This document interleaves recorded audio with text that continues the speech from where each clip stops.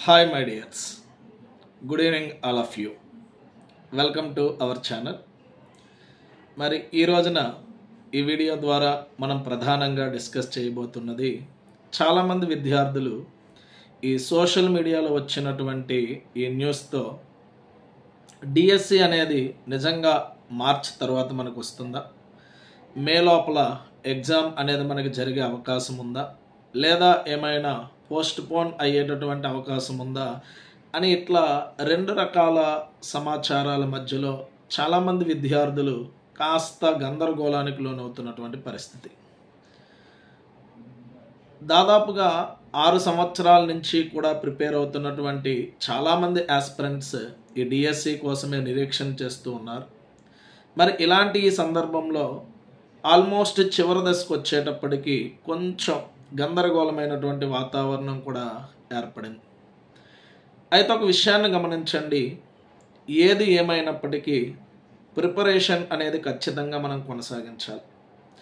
కారణం ఏమిటి అంటే ప్రభుత్వం అనేది చాలా దృఢంగా మనకు చెప్తుంది, ఎట్టి పరిస్థితుల్లో అకాడమిక్ ఇయర్ స్టార్ట్ అయ్యే లోపల మీ యొక్క నియామకాలను భర్తీ చేస్తామని చెప్పి. సో నియామకాల సంగతి పక్కన మనం పెడితే నోటిఫికేషన్ అనేది మాత్రం కంపల్సరీ ఎమ్మెల్సీ ఎలక్షన్స్ తర్వాత మనకు వచ్చేదానికి అవకాశం ఉన్నది. తదుపరి ఎగ్జామ్ డేట్స్కి సంబంధించి కూడా ఈసారి ఎక్కువ రోజుల సమయం ఇచ్చేదానికి అంత స్కోప్ అయితే కనిపించట్లేదు. సో నియామకాల తర్వాత సంగతి, ముందు ఎగ్జామ్ అనేది మనకి జరగాలి. సో ఎగ్జామ్ని మ్యాక్సిమం మనకి మే ఎండింగ్ లోపల జరిపేదానికి ప్రభుత్వాలు సన్నాహాలు చేస్తూ ఉన్నాయి.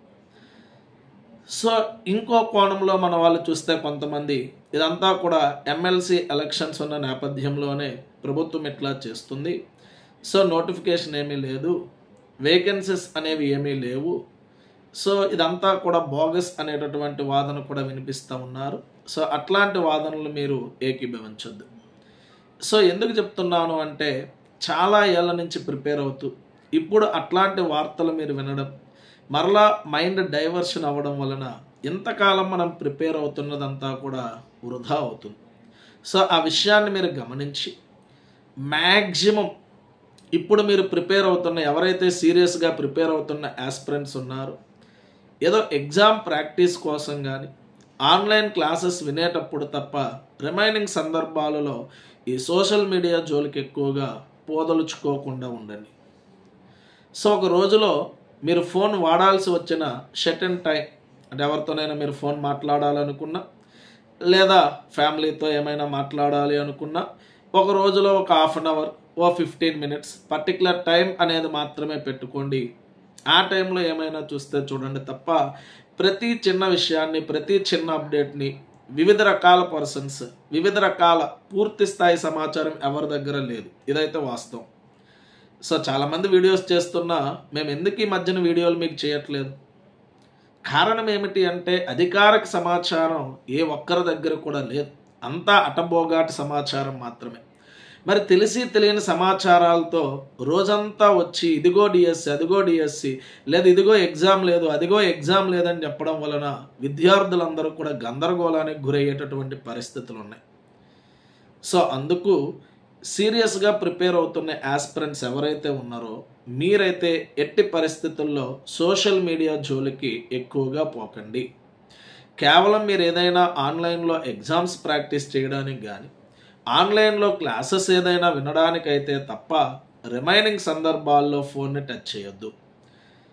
సో ఇది వరకే కోచింగ్ తీసుకున్న ఆస్పిరెంట్స్ ఎవరైతే ఉన్నారో మీరు సీరియస్గా ఏదైతే మీరు కోచింగ్లో నేర్చుకున్నారో అదంతా కూడా రివిజన్ చేస్తూ నెంబర్ ఆఫ్ ఎగ్జామ్స్ అనే వాటికి ప్రాక్టీస్ చేయండి.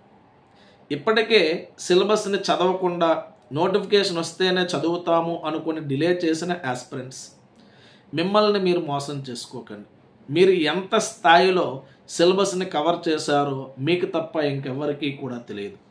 సో జెన్యూన్గా మిమ్మల్ని మీరు చెక్ చేసుకొని నేను సిలబస్ని కంప్లీట్ చేశాను అనుకుంటే రిపీట్ చేసి ప్రాక్టీస్ అనేది చేయండి.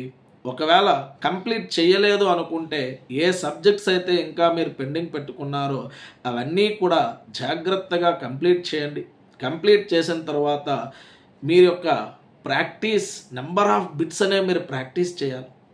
ఎందుకంటే ప్రీవియస్ డిఎస్సి నోటిఫికేషన్కి ఇప్పటికీ మధ్యలో చాలా ఏళ్ళు గ్యాప్ రావడంతో అప్పటి నుంచి చదువుతున్నటువంటి ఆస్పిరెంట్స్, ఈ మధ్యలో మీకు యాడ్ అయినటువంటి ఆస్పిరెంట్స్ వీళ్ళందరూ కూడా చాలా కాంపిటేటర్స్గా మారారు. సో నెంబర్ ఆఫ్ వేకెన్సీస్ పెంచాడు, at the time number of aspirants కూడా మనకి చాలా ఎక్కువగా ఉన్నారు. మ్యాక్సిమం అందరూ కూడా పూర్తి స్థాయిలో వాళ్ళ శక్తి సామర్థ్యాల మేర చదువుతూనే ఉన్నారు. గతంలో మాదిరిగా ఏదో టైం పాస్కి నేను క్వాలిఫై అయ్యాను, ఏదో అప్లై చేయాలి అనేటటువంటి ఉద్దేశం కాకుండా చాలామంది టెట్లో స్కోర్ కొంచెం అటు ఇటుగా వచ్చిన ఆ స్కోర్ని డిఎస్సిలో కలిపే ఉద్దేశంతో రేయింబవళ్ళు కష్టపడిన వాళ్ళని నేను అందరినో చూస్తున్నాను. ఆల్రెడీ స్కోర్ ఎక్కువ వచ్చిన వాళ్ళు కూడా ఎట్టి పరిస్థితుల్లో ఈసారి ఉద్యోగం మిస్ కాకూడదని చెప్పి వాళ్ళు కూడా ఈవెన్ మొన్న పండగలకు కూడా ఇంటికి పోకుండా సీరియస్గా ప్రిపేర్ అవుతున్నారు. చాలామంది గుర్తుపెట్టుకున్నాను, అటు ఇటుగా కొంతమంది తిరుగుతూ ఉన్న ఆస్పిరెంట్స్ జాగ్రత్తగా గమనించాలి. ప్రిపరేషన్ మిగతా వాళ్ళు ఆపేశారు అనుకొని మీరు ఆపేస్తే మీ యొక్క గమ్యం ఇక్కడతోనే ఆగిపోతుంది. చదువుతున్న వాళ్ళు చదువుతానే ఉన్నారు, ఆ విషయాన్ని మీరు గమనించాలి.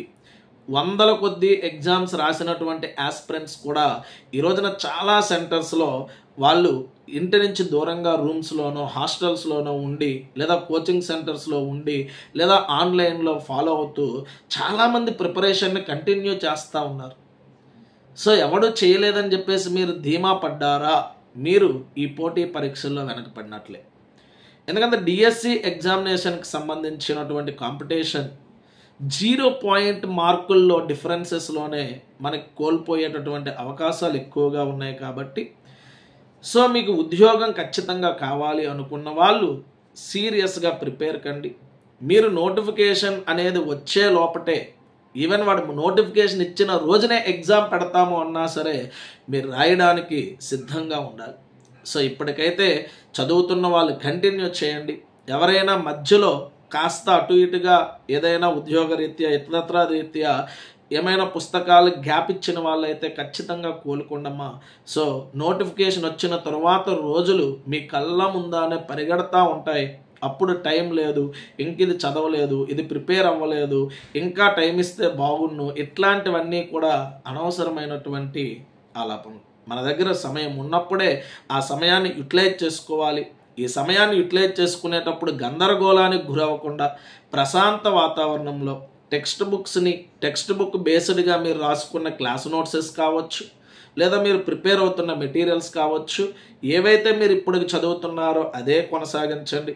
ఎటువంటి కొత్త పుస్తకాల జోలికి కూడా పోవద్దు. నెంబర్ ఆఫ్ ఎగ్జామ్స్ మాత్రం కుదిరితే రాయండి. ఏమైనా క్లాసెస్ డౌట్ ఉంటే మీకు కుదిరితే ఆఫ్లైన్ కావచ్చు, ఆన్లైన్స్లో ఆ డౌట్స్ అన్నీ కూడా నివృత్తి చేసుకోండి. ఖచ్చితంగా ఉద్యోగాన్ని సాధించండి. మీకేమైనా అభిప్రాయాలు, డౌట్స్ ఏమైనా ఉంటే కామెంట్ చేయండి. ఖచ్చితంగా దాన్ని నేను రెక్టిఫై చేస్తాను. Thank you. All the best. All of you.